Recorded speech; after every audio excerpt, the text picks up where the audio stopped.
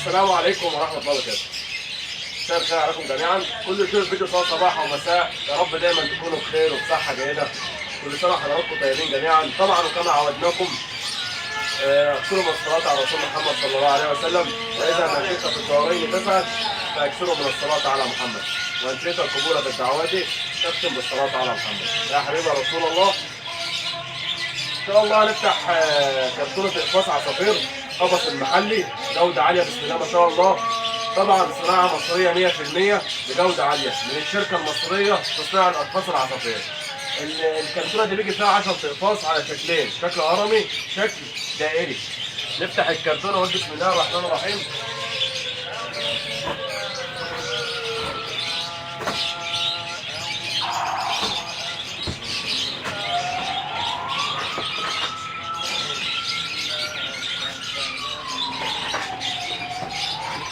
طبعا معظم الزبائن بتيجي بتسال تقول العصافير القفص بيجي كامل. قفص يا جماعه بيجي ارضيه ودرج فقط، والاكلتين بيجي معاه وقاف، اكتر من كده ما بيجيش. ده الدرج بتاع القفص اهو،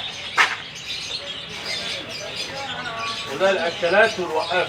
ما بيجيش معاه سقايه. الناس بيقول لك بيجي معاه السقايه والبياضه، مفيش الكلام ده. القفص بيجي معاه اكلتين والوقافه فقط.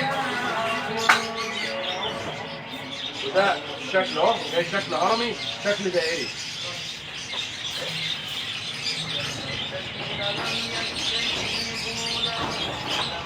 ده طبعا الاقفاص. الشغل ده طبعا هيتقفل باسم ده.